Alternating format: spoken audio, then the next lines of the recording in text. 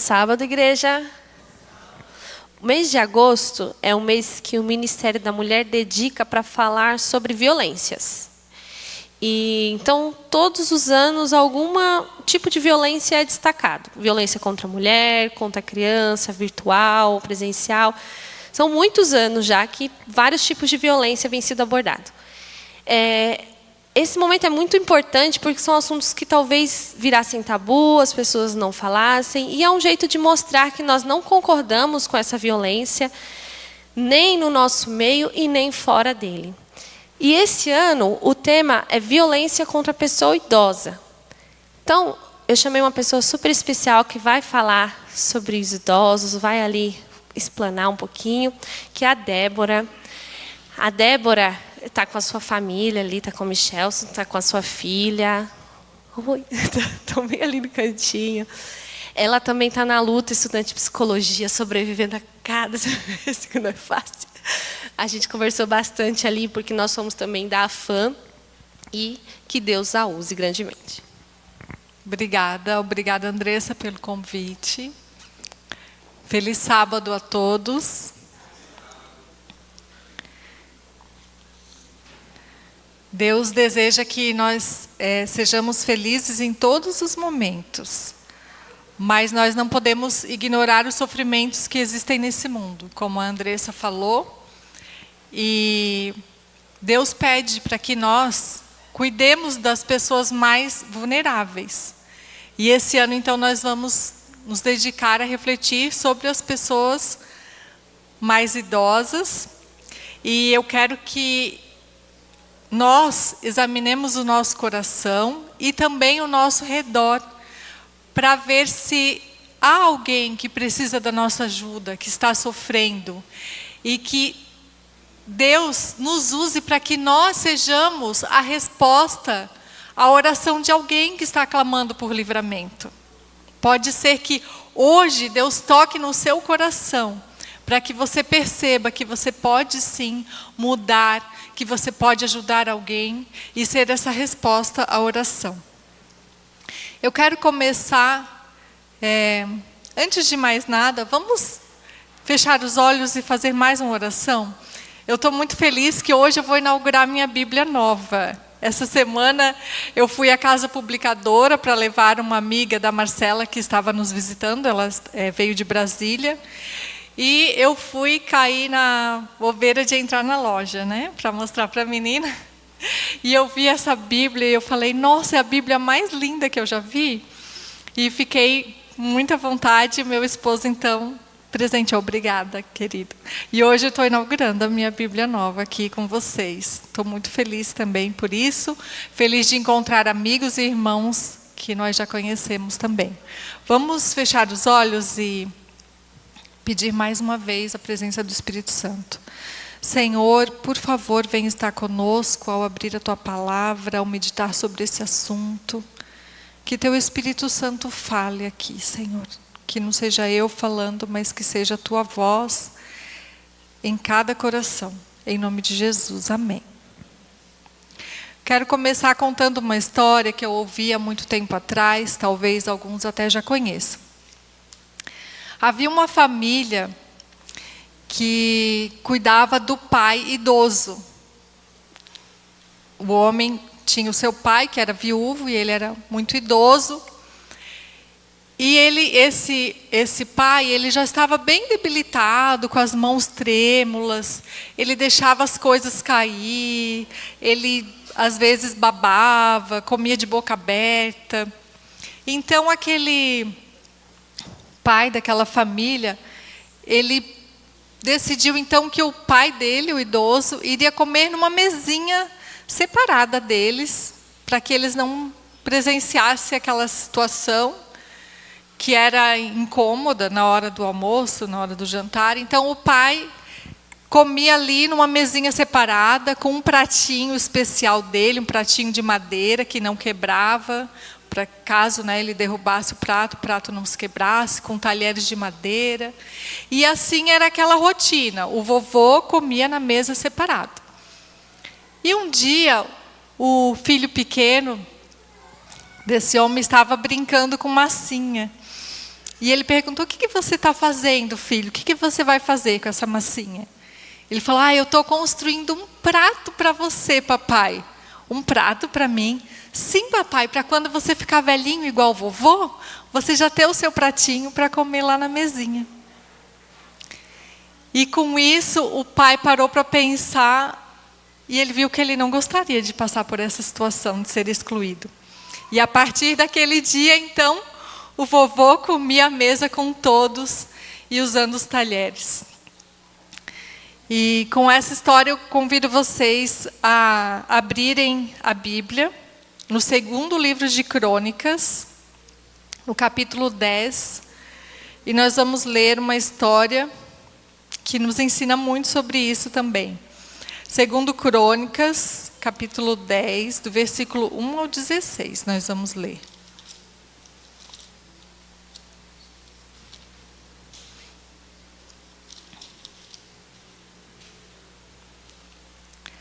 Aqui contextualizando, antes da gente ler a história, Salomão havia morrido, o rei Salomão havia morrido, e então deixou o reino, o trono, com o seu filho Roboão.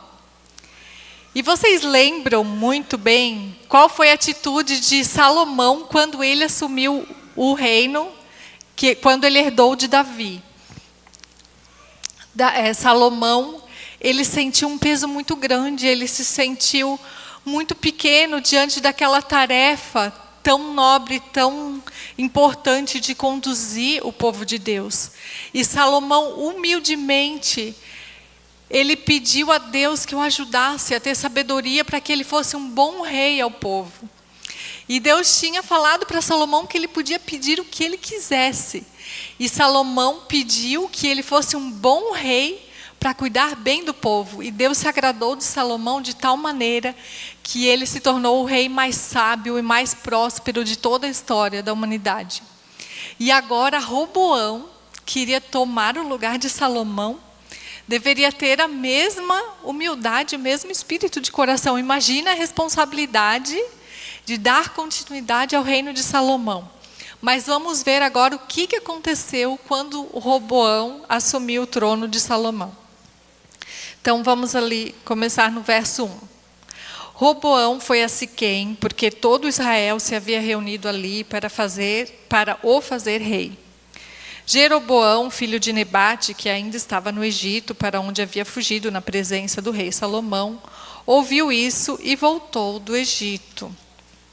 Mandaram chamá-lo e ele veio com todo o Israel a Roboão para lhe dizer: o seu pai nos impôs um pesado jugo.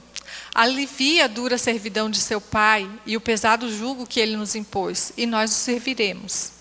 Roboão respondeu: voltem daqui a 3 dias, e o povo se foi. Então aqui era a parte da história que ele deveria se humilhar a Deus, e orar, e pedir de joelhos, e clamar: Senhor, que resposta que eu dou para o povo de Israel? Mas o que ele fez? O rei Roboão foi pedir conselho aos anciãos que haviam estado na presença de Salomão, seu pai, quando ele ainda vivia, dizendo: como vocês me aconselham a responder a este povo? Então, olha, mesmo Salomão, com toda a sua sabedoria, ele tinha conselheiros, que agora já eram idosos, já eram anciãos. E eles deram então o conselho a Roboão: se o Senhor for bom com este povo e lhes agradar e lhe falar boas palavras, eles se farão seus servos para sempre. Mas Roboão desprezou o conselho que os anciãos lhe tinham dado e foi pedir conselho aos jovens que haviam crescido com ele e o serviam. Ele perguntou: o que vocês me aconselham? O que devo responder a este povo que me pediu para aliviar o jugo que o meu pai lhes impôs? E os jovens que haviam crescido com ele responderam: diga o seguinte ao povo que se queixa do pesado jugo que o seu pai lhe impôs e que pede para que ele seja aliviado. Diga-lhes o seguinte: o meu dedo mínimo é mais grosso do que a cintura do meu pai. Assim, que se o meu pai lhes impôs um jugo pesado, eu tornarei ainda mais pesado. Meu pai castigou vocês com açoites, eu vou castigá-los com escorpiões. Então, ele tinha ali 2 conselhos. Um dos anciãos mais velhos, que eram conselheiros de Salomão, e dos jovens amigos dele ali. E ele tinha que escolher que conselho ele iria seguir. No 3º dia, Jeroboão e todo o povo foram falar com Roboão como o rei lhes havia ordenado, dizendo que voltassem 3 dias. O rei lhes deu uma resposta dura, porque o rei Roboão havia desprezado o conselho dos anciãos, dos mais velhos. E as consequências disso, de que ele desprezou os mais velhos, ele não considerou o quanto eles ajudaram Salomão no reino, o quanto eles haviam convivido com o homem mais sábio do mundo, quanto eles tinham para ensiná-lo. Ele desconsiderou tudo isso e resolveu ouvir os amigos. Eu penso assim, o jovem, ele geralmente quer ficar bem com os amigos. Ele quer agradar os amigos, ele quer fazer o que a galera acha legal, quer ficar bem, né? Hoje em dia tem até umas gírias para isso, que eu nem vou lembrar. E foi assim que Roboão agiu. E as consequências vieram e foram terríveis. O reino de Israel foi dividido, o povo se revoltou, não quis se submeter a ele. Eles falaram, né, o que nós temos com você? E o tal do Jeroboão, então, foi rei das 10 tribos de Israel. E o Roboão, filho de Salomão, ficou com a tribo de Judá, com só 2 tribos, Benjamim e Judá, e com Jerusalém. E nunca mais o reino se uniu, sempre houve guerra entre eles, sempre houve concorrência e desavença, e vieram muitos problemas de idolatria por causa disso. Porque Roboão, se a gente for parar para pensar, ele nasceu no reino de Salomão, quando o reino era próspero, tinha paz, ninguém se metia a lutar com Salomão, porque todos tinham medo, todos temiam a ele, porque ele era muito respeitado, todos sabiam que o poder de Deus estava com ele.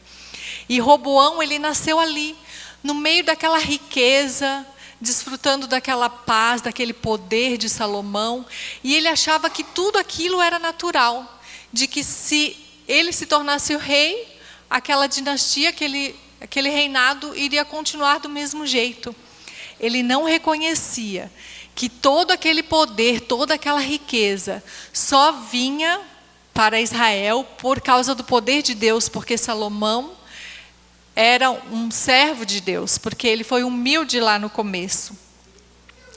E então Roboão achava que era difícil servir a Deus, difícil servir todas aquelas regras, todas aquelas leis. Ele achava chato, ele achava difícil.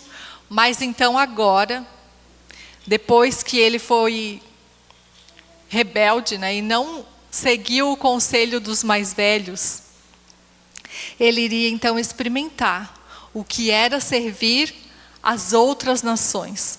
Porque o que acontece?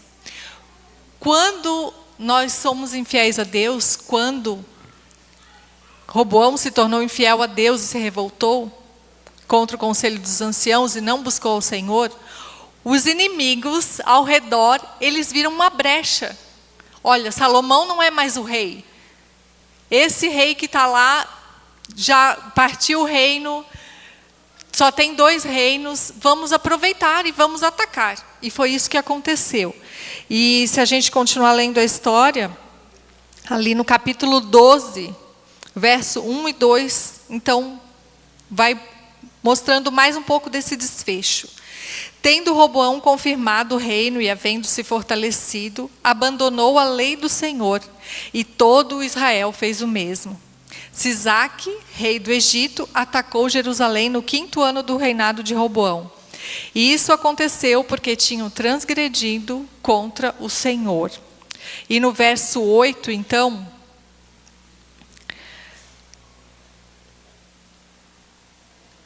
no verso 8 fala que, porém, serão servos dele. Ali, né, se a gente fosse continuar a ler, porque eu pulei para o verso 8, mas ali antes fala que então Roboão se arrependeu, ele viu o que aconteceu, que ele estava sendo punido por ter se afastado de Deus, então ele clamou ao Senhor e Deus ouviu a sua oração. No verso 8, porém, diz assim: porém, serão servos dele para que conheçam a diferença entre o que é servir a mim e servir os reinos da terra. As consequências ficaram: Deus perdoou Roboão, Deus fez com que ele voltasse a reinar em Jerusalém, porém eles foram subjugados agora pelo Egito. E Deus ainda falou para que você entenda a diferença. Você achava que era difícil servir a mim? Agora você vai ver a diferença entre servir a mim e aos homens, aos outros reinos. E tudo isso porque toda essa desgraça veio porque ele não quis obedecer ao conselho dos mais velhos.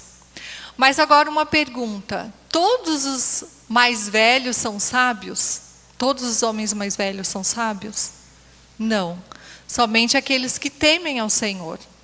Mas quando uma pessoa que já tem mais experiência e ainda tem a sabedoria de Deus, nós temos que ouvir, nós temos que respeitar essas pessoas.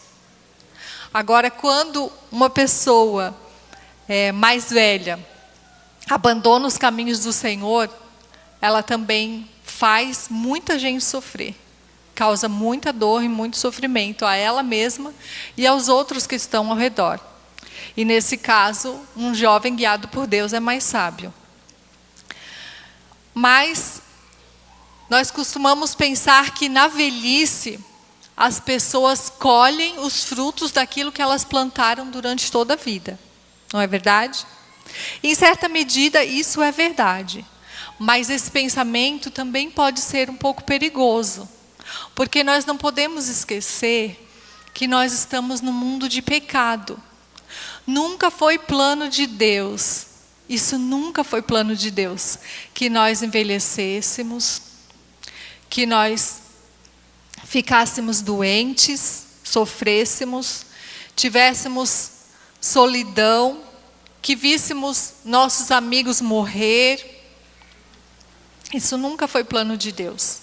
A vida não é justa. A vida não é justa.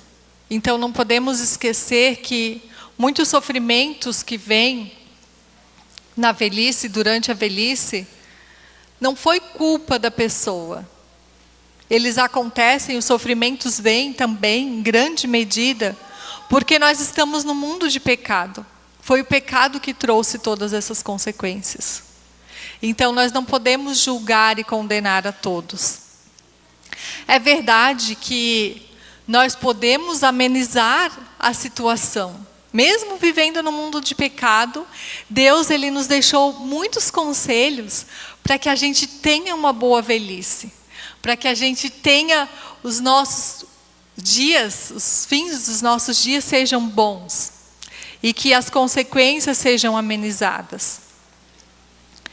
Mas depois do pecado, depois que Adão e Eva cometeram o pecado de comer o fruto, a morte ela foi programada por Deus.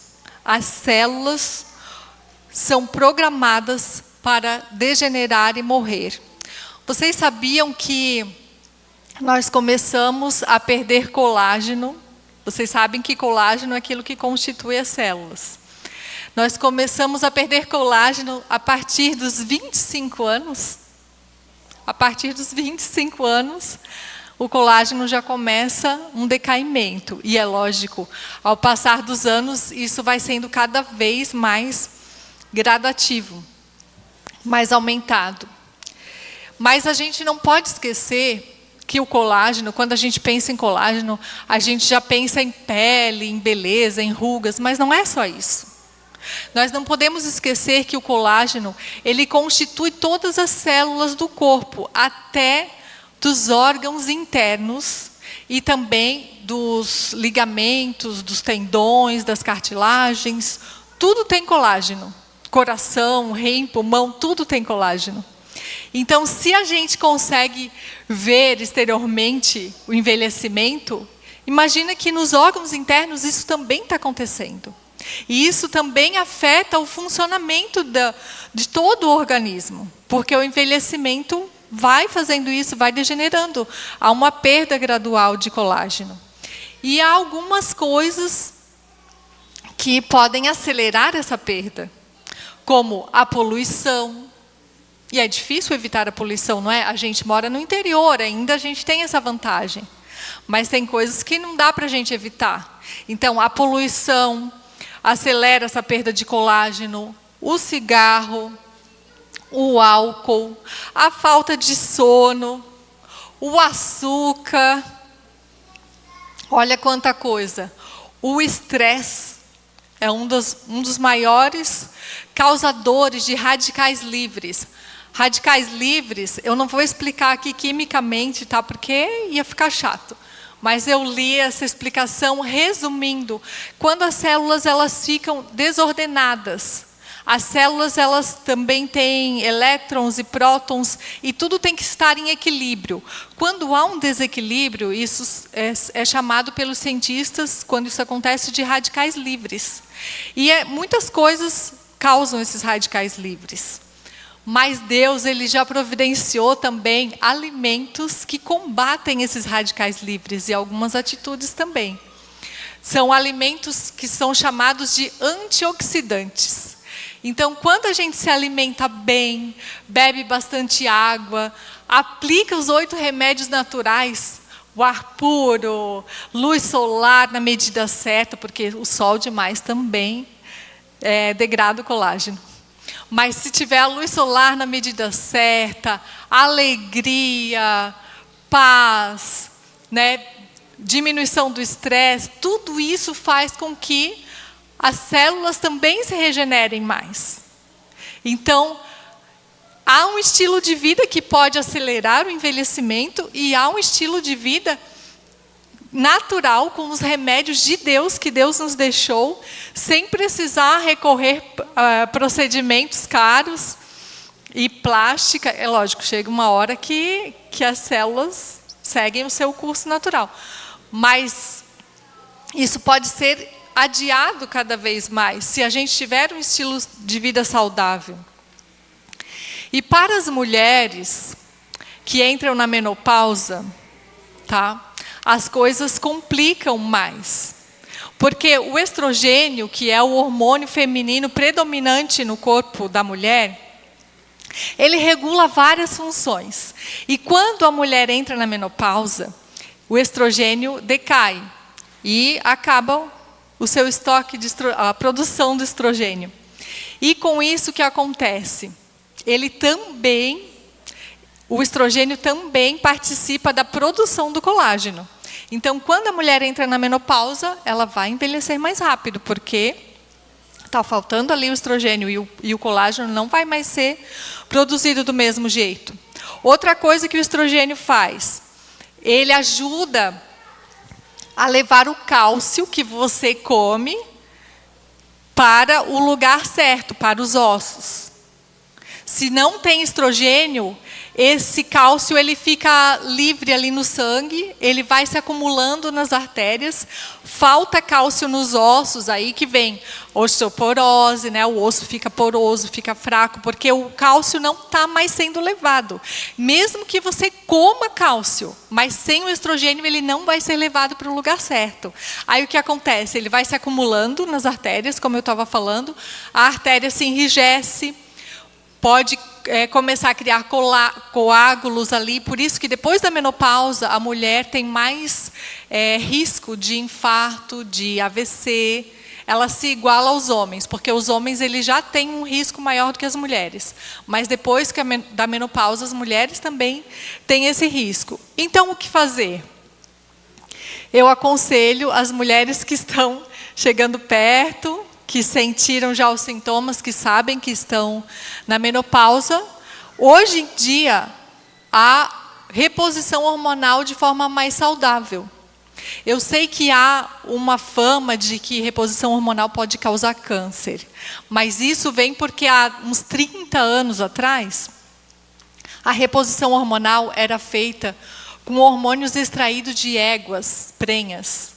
E aí sim, esses hormônios, eles causavam câncer. Mas hoje em dia não é mais assim. Hoje em dia a reposição hormonal é feita com vegetais, tá?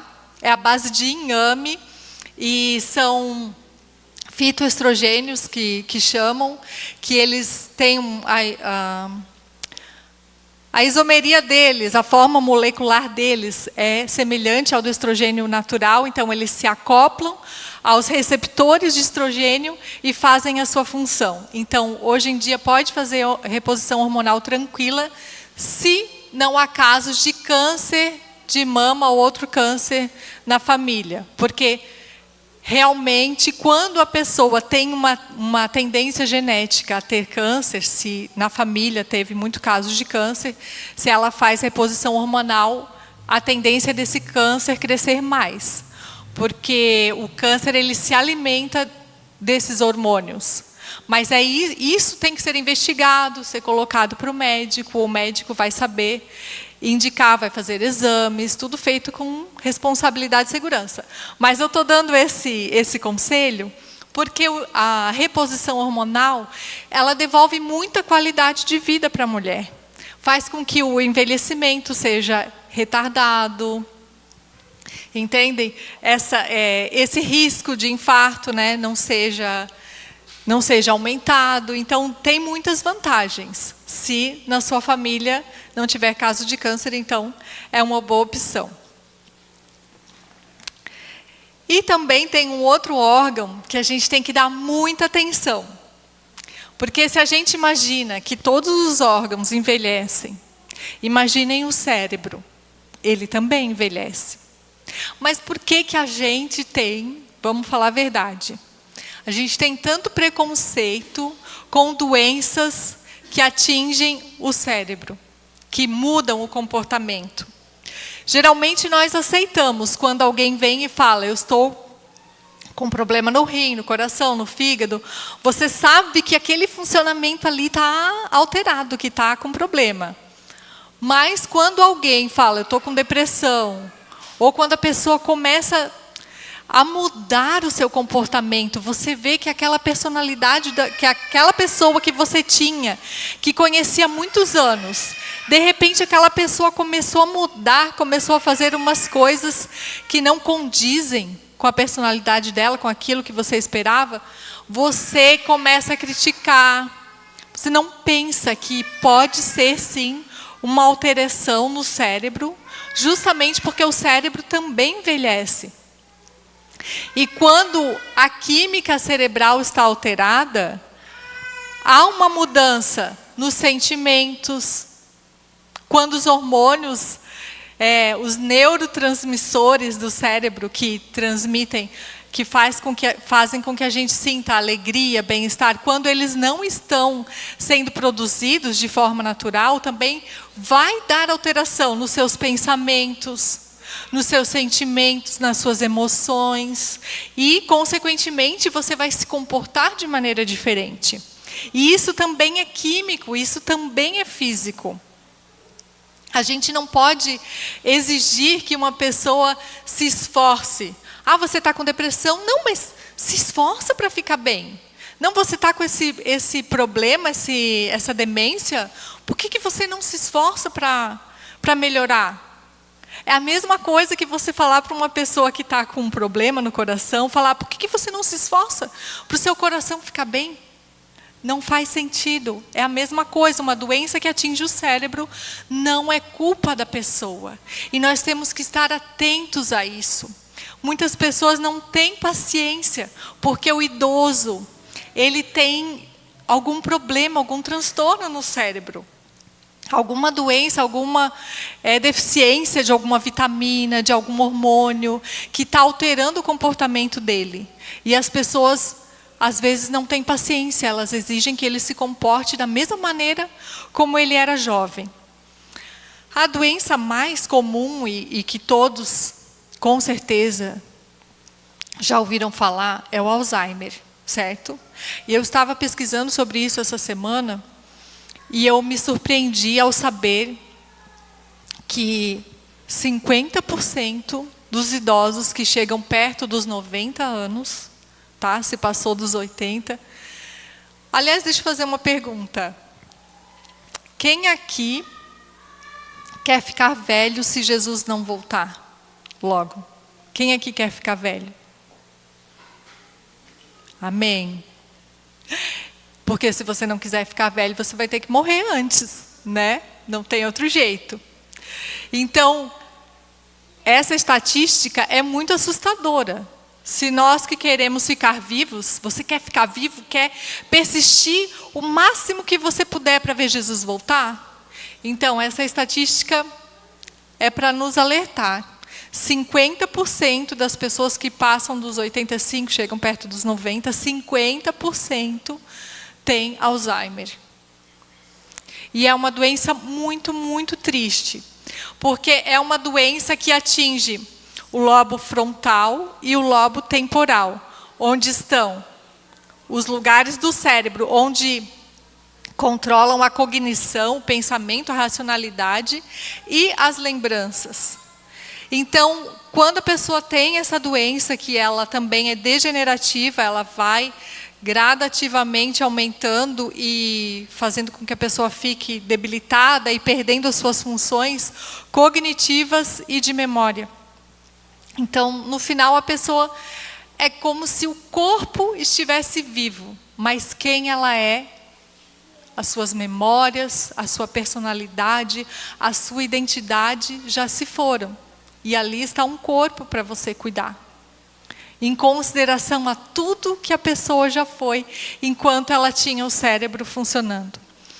Então, o Alzheimer é uma doença bem conhecida, eu penso que por causa disso mesmo, porque está atingindo muita gente, porque as pessoas estão vivendo mais, estão mais longevas, então elas chegam ao ponto de desenvolver essa doença. Antigamente, a média de vida era de uns 70 anos, então não dava tempo, as pessoas morriam antes da doença de se desenvolver.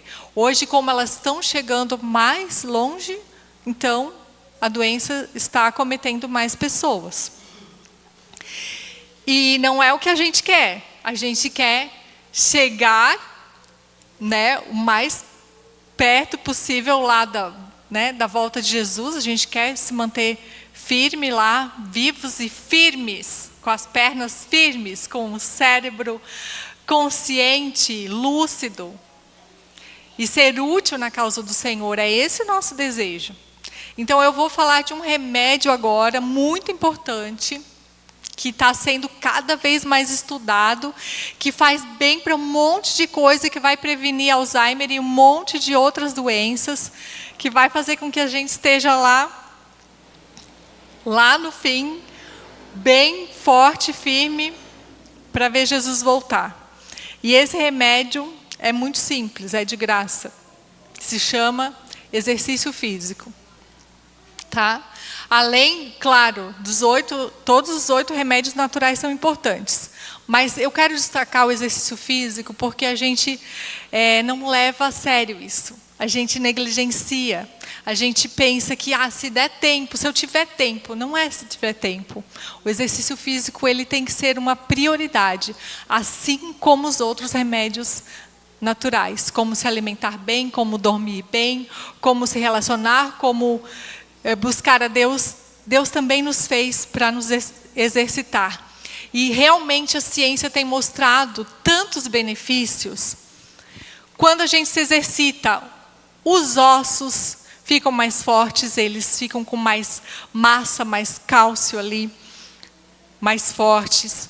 Os músculos, e eu estava vendo uma médica neurologista falando de descobertas recentes que quando você exercita os músculos com força mesmo, tá? É musculação ou faz treino de força repetido, você não só cria músculos, células musculares, mas você ativa sinapses no cérebro.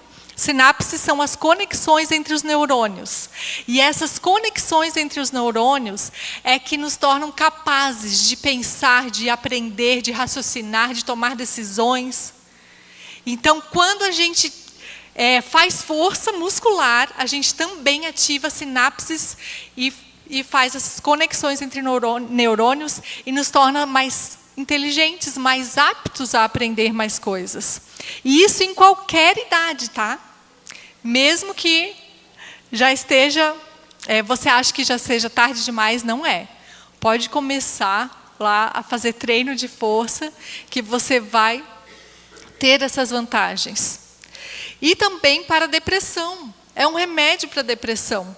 Porque o exercício físico, ele também faz com que sejam produzidos esses hormônios, que são os neurotransmissores, responsáveis pela alegria, pela sensação de alegria, de bem-estar, de motivação para viver. Então, o exercício físico é um remédio para tudo. E não precisa nem falar que ele também traz beleza para a pessoa que pratica, né?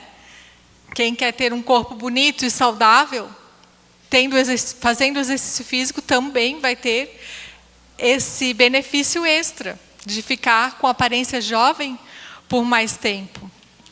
Então, o exercício físico, ele traz qualidade de vida e motivação e tudo de bom. Então, a gente tem que fazer, porque nós vamos estar nos prevenindo para que a gente não seja um idoso que depois dependa dos outros, que fique doente, que fique com dores para andar, para se movimentar.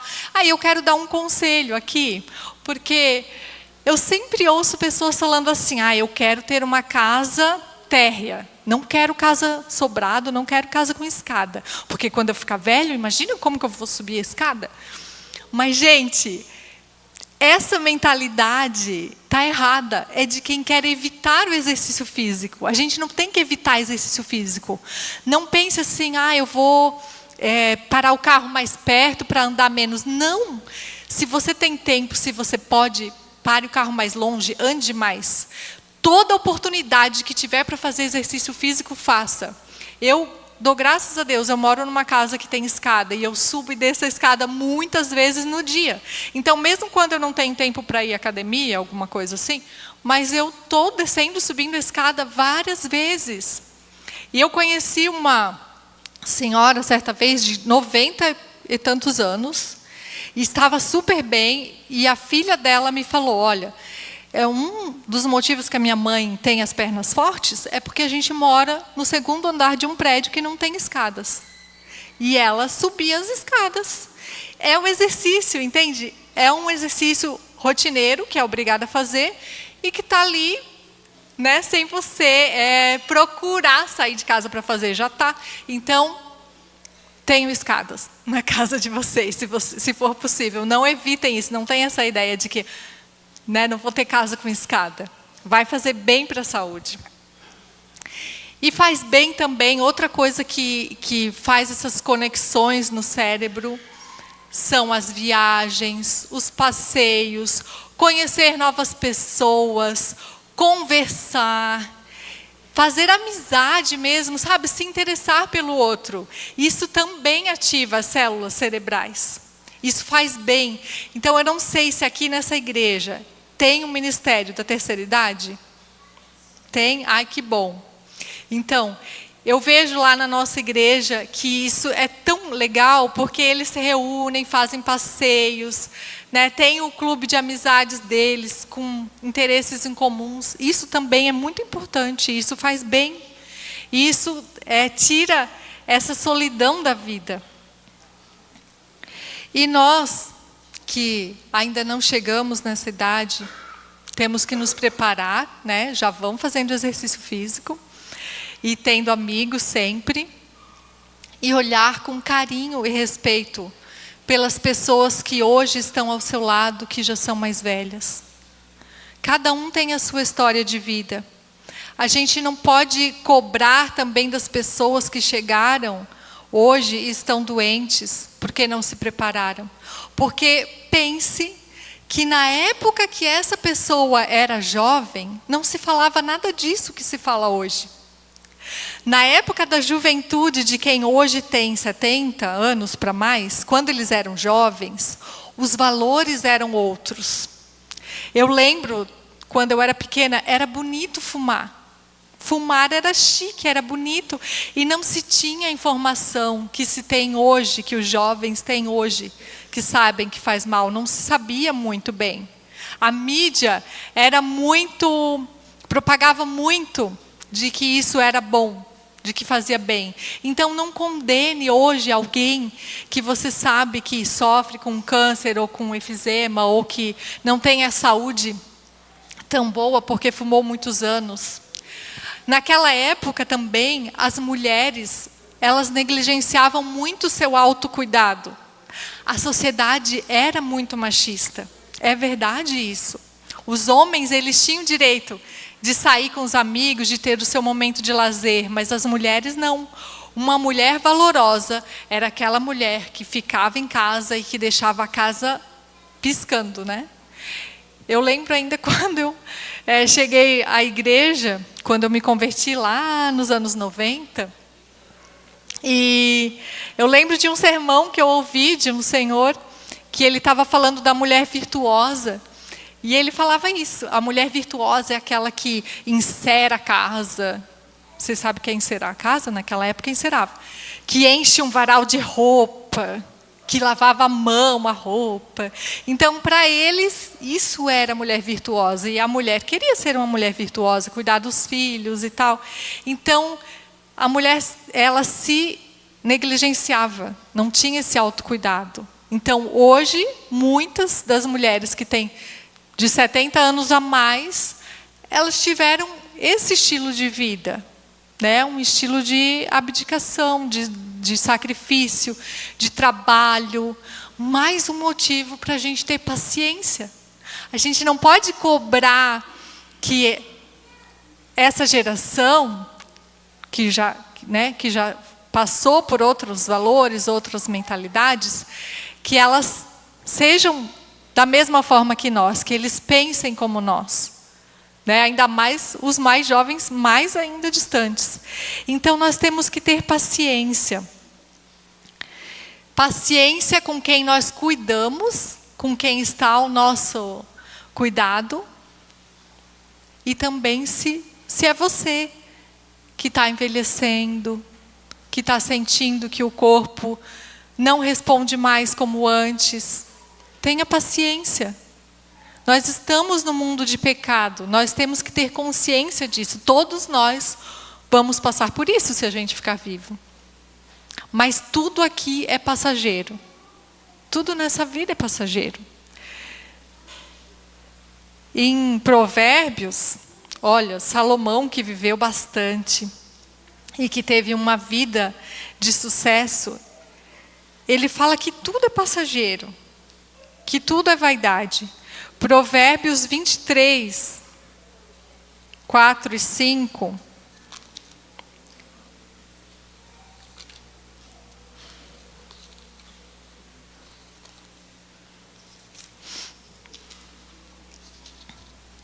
Ele fala assim: não se fatigue para ficar rico, não aplique nisso a sua inteligência. Você quer pôr os seus olhos naquilo que não é nada? Porque certamente a riqueza criará asas como a águia que voa pelos céus. Ele que experimentou toda a riqueza desse mundo, ele falou que isso é passageiro, que você vai estar dando toda a sua energia por uma coisa que não vai compensar, não vai valer a pena. Em Eclesiastes 2:10, ele também fala assim: tudo aquilo que os meus olhos desejaram, eu não lhes neguei, nem privei o meu coração de alegria alguma, pois eu me alegrava com todas as minhas fadigas, e isso era a recompensa por todas elas, a fadiga. Considerei todas as obras que as minhas mãos fizeram e também o trabalho que eu, com fadigas, havia feito. E eis que tudo era vaidade e correr atrás do vento, e nenhum proveito havia abaixo do sol. Então, se nós chegarmos a ter mais idade, pense que é um privilégio e é uma oportunidade de receber a graça de Deus, de viver mais e de aproveitar aquilo que realmente importa. Porque às vezes a gente demora para aprender. Que bom chegar a um ponto que dê tempo de aprender. Se você ainda está vivo, que bom, que bênção. Você ainda está vivo, você ainda tem a chance de aproveitar esses momentos, esse aprendizado, de saber o que realmente importa na vida. A oportunidade de aceitar a graça, a oportunidade de abraçar o seu filho. E você, filho, que ainda tem os seus pais. Você ainda tem seus pais? Não é hora de julgar, não é hora de condenar. É hora de falar da graça de Deus, de olhar com o carinho que um dia o seu pai e a sua mãe olharam para você quando você era um bebê. Agora é hora de você retribuir, de não julgar, de não condenar. É hora de falar da graça de Deus. Porque as pessoas erram, as pessoas se arrependem. Quantas vezes nós mesmos erramos e nos arrependemos e precisamos da graça de Deus? E quanto mais velho, mais nós precisamos da graça de Deus. A graça, o que significa graça? Não é porque nós merecemos. Deus, Ele não dá aquilo que nós merecemos. Porque se Ele desse aquilo que a gente realmente merece, nós não estaríamos aqui, nós não receberíamos tantas bênçãos, nós não teríamos direito à salvação. Então, todos nós somos igualmente dependentes da graça de Deus para estar salvos. Então, não é hora de você olhar para o idoso que você conhece e pensar, ele merece estar passando por isso, porque um dia ele foi ruim, porque um dia ele fez isso, porque um dia ele não me tratou bem, porque um dia ele... Os valores também eram outros na educação dos filhos. Quando você era pequeno, quando ele foi seu pai, sua mãe, na sua infância. Naquela época, Havaianas era um instrumento, não era só de caminhada. Havaianas era um instrumento educativo. E a gente não pode condená-los por isso, porque eram outros valores, outros pensamentos. É hora de perdão, é hora de acolhimento, é hora de aproveitar esse amor que ainda vocês podem desfrutar.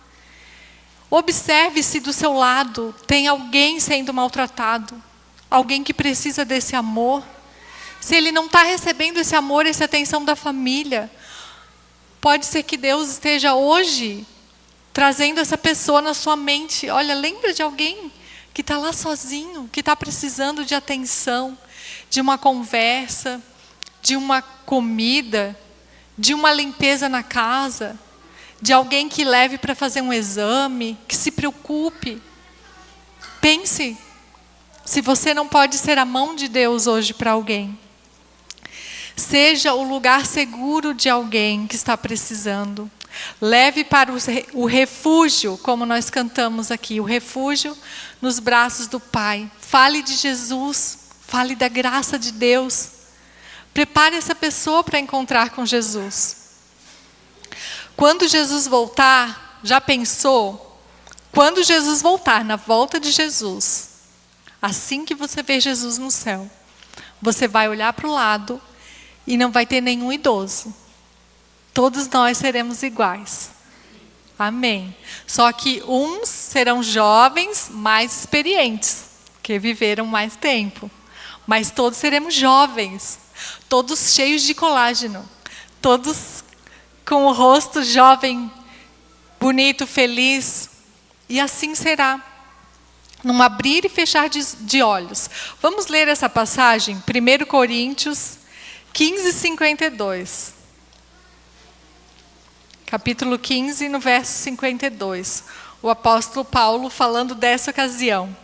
No momento, num abrir e fechar de olhos, ao ressoar da última trombeta, a trombeta soará. Os mortos ressuscitarão incorruptíveis.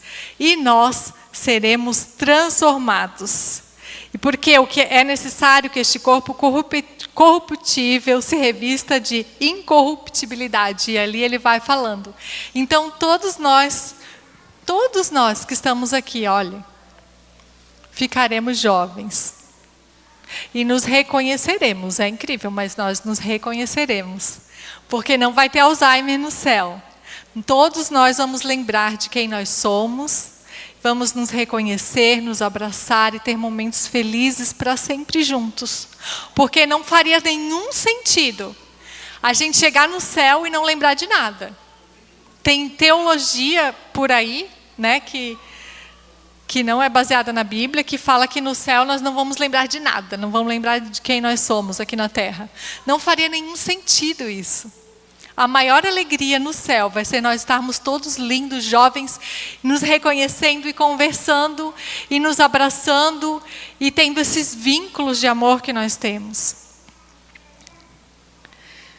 Eu sei que muitos aqui sonhavam ver Jesus ainda jovens. Eu confesso que eu sou uma delas. Eu me converti aos 15 anos. E eu achava que seria logo, que Jesus iria voltar dali a alguns anos. Eu nunca imaginei que eu ia ficar velha.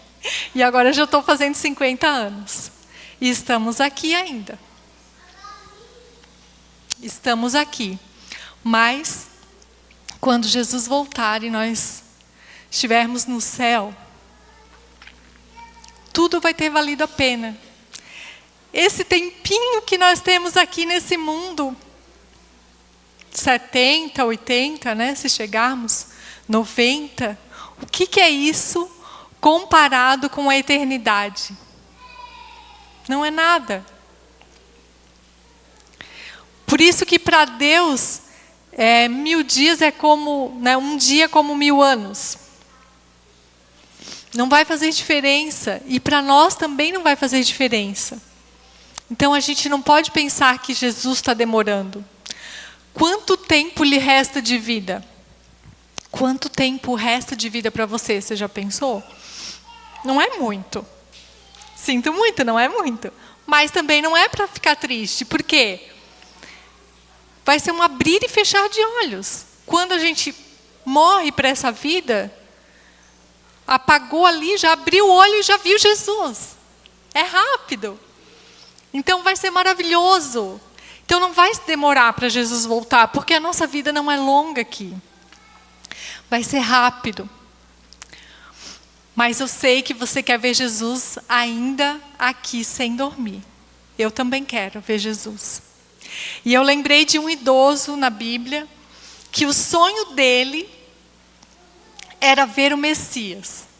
Ele morava lá em Israel, em Jerusalém, e ele queria muito, muito ver o Messias, que era prometido nas profecias. E ele pedia para Deus: Senhor, não me deixe eu morrer sem ver o Messias.